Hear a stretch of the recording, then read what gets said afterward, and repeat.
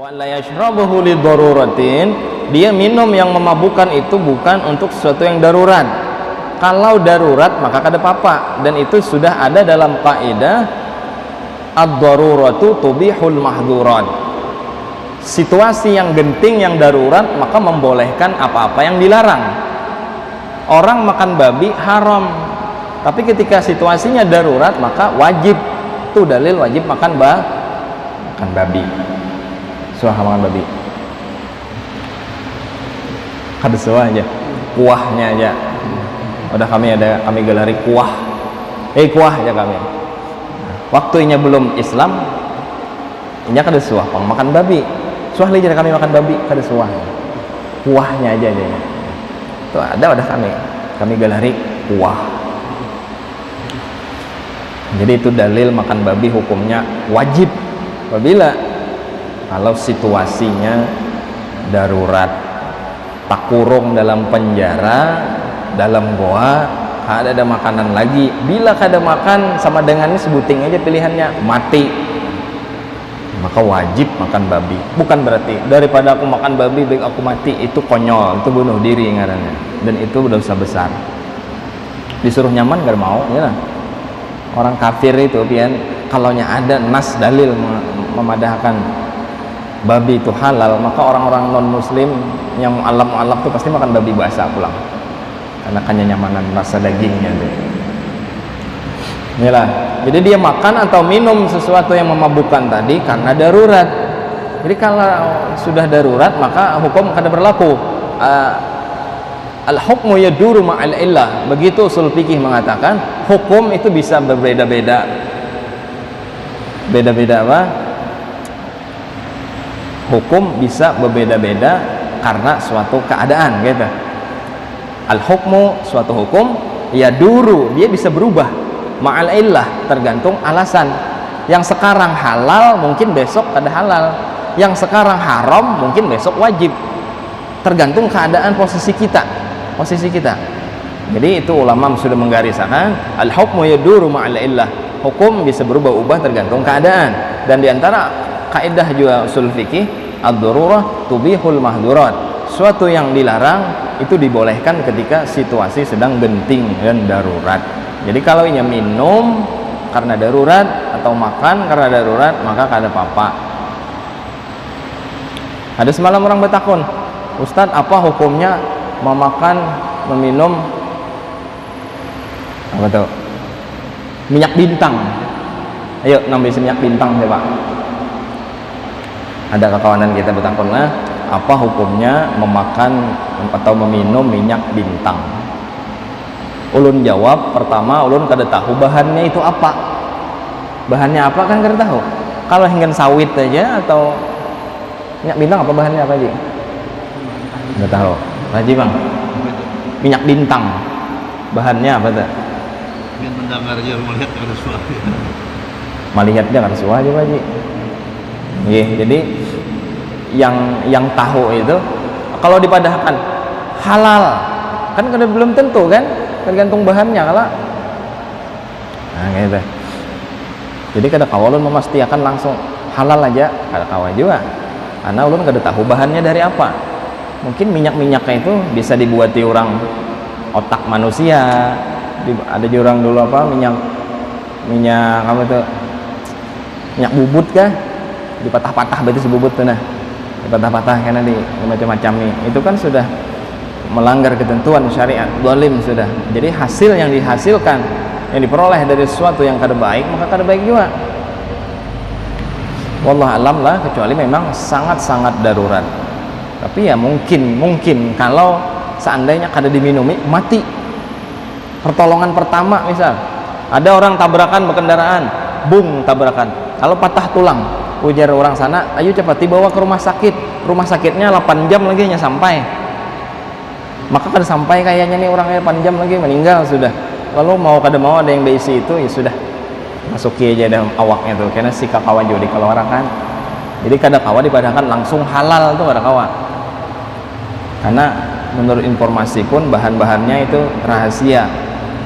Karena biasanya sesuatu yang rahasia itu sesuatu yang dilarang. kurang tahu ulun itulah.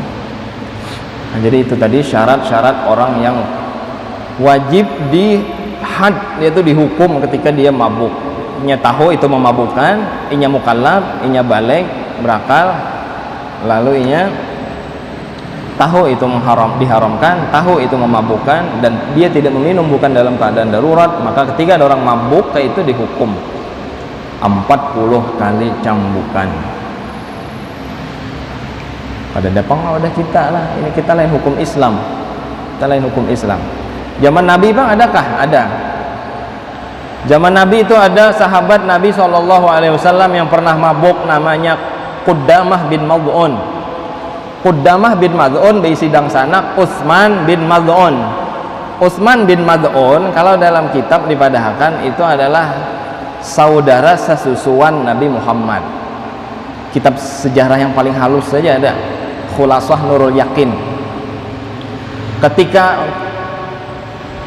saudara sesusuan Nabi itu wafat, Utsman bin Mad'un, maka Nabi yang turun ke dalam kubur, Nabi yang menyambutnya, Nabi yang menguruk tanahnya, lalu Nabi doakan. Nabi yang mengandeki batu di atas kuburan saudara Nabi, saudara sesusuan. Jadi ketika Utsman bin Mad'un meninggal, diandeki batu apa? Batu nisan. Sahabat yang lain bertanya, untuk apa ya Rasulullah? Likaya arif qabra akhi, agar aku tahu inilah kuburan saudaraku. Ini boleh-boleh aja anak batu nisan, yang dicabuti. Di Arab cabuti orang. Ada kurang baca sejarah. Jadi tadi Qudamah bin Mad'un, beliau adalah salah seorang sahabat Nabi yang mulia, yang beliau juga pernah ikut perang Badar. Suatu ketika beliau ini mabuk di zaman bila zamannya Khalifah Umar bin Khattab. Di zaman Sayyidina Umar, lalu dilaporkan oleh orang-orang kepada Khalifah Amirul Mukminin Umar bin Khattab, wahai Sayyidina Umar, wahai Khalifah Rasulullah, sesungguhnya Qudamah bin Mad'un dia telah mabuk. Ujar Sayyidina Umar, ya sudah, besok kita hukum dia, ditanggung, malam sudah hari. Lalu menghadang waktu subuh, akhirnya pada malam itu Sayyidina Umar bin Khattab mimpi bertemu dengan Nabi Muhammad. Mimpi ditemui oleh Rasulullah. Apa ujar Rasulullah? Wahai Umar, kurang lebih gitu, wahai Umar, apakah engkau ingin menghukum seseorang yang telah ikut perang Badar? Maka Sayyidina Umar terbangun, plek bangun. Rasulullah datang memberi kabar, wahai Umar, apakah engkau ingin menghukum seseorang yang ikut perang Badar? Sayyidina Umar terbangun. Lalu esok pagi itu Qudamah bin Mad'un dibebaskan. Ujar Sayyidina Umar, ra'aitu Rasulullah sallallahu alaihi wasallam al-barihata. Aku melihat Nabi sallallahu alaihi wasallam tadi malam. Maksud melihat tadi malam mimpi. Dan Nabi mengatakan begini. Akhirnya sudah kita bebaskan aja. Alasannya apa? Karena Qudamah bin Mad'un adalah salah seorang sahabat yang mulia yang ikut perang Badar, yang statusnya radhiyallahu anhum wa radu anhu. Allah sudah ridho dengan para sahabat Nabi. Jadi kalau sahabat-sahabat Nabi mereka itu salah, maka kita jangan mau empati, karena buntutnya sahabat Nabi itu pasti baik. Yang terkenal durhaka lawan kuitan siapa? Alqamah, sahabat Nabi. Akhir usianya kada kau mengucap la ilaha illallah. Kenapa? Itu hanya pelajaran aja, gagasan kita. Kalau seorang Alqamah yang mulia, sahabat Nabi, kada kau mengucap la ilaha illallah ketika menyakiti hati orang tuanya. Apalagi kita nih yang sahabat, kada suah melihat Nabi, kada suah berjalan lawan Nabi, umpat di pasukan barisan perang, kada suah. Jadi bahan perbandingan kita, kalau seorang Alqamah aja kayak itu, apalagi kita, naudzubillah. Jadi Allah sudah ridho dengan para sahabat, iyalah radhiyallahu anhum wa radu'an. Allah ridho dengan mereka, mereka pun ridho dengan Allah. Jadi apapun yang diperintah Allah mereka kerjakan. Ya kalau mereka ada salah itu terpeleset sedikit lah, manusia kan, tapi ujung-ujungnya mereka bagus. Jangan kita jadikan alasan itu sahabat Nabi dulu pernah zina, Wah itu sahabat Nabi dulu pernah mabuk, nah, jangan dijadikan. Aduh, saya kita umpati yang kada baiknya, umpati yang bagusnya. Jadi kada dihukum. Lepas waktu itu Qudamah bin Mad'un.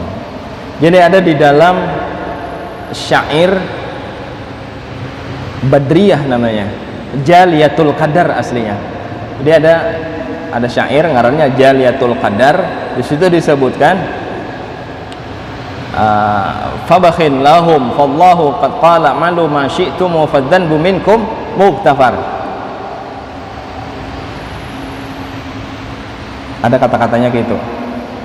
Ini keistimewaan para sahabat yang kita kada mau umpati. Lillahi qaumun qad hubu bi fadilatin qata'u biha atma'a aqwamin ukhar fabakhin lahum fallahu qad qala a'malu ma syi'tum fadzanbu minkum muktafar. Itu lagunya. Apa artinya itu? Lillahi qaumun, Allah punya suatu kaum, punya suatu orang-orang komunitas qad hubu bi fadilatin, Allah berikan mereka suatu kelebihan yang tak dimiliki orang lain. Qata'u biha atma'a aqwaman ukhar, orang lain kada kawa mengambil status kayak itu, nah kada ada yang kawanya. Siapa mereka? Mereka adalah para sahabat Nabi. Apa ujar Allah? Fabakhin lahum, beruntunglah para sahabat Nabi SAW.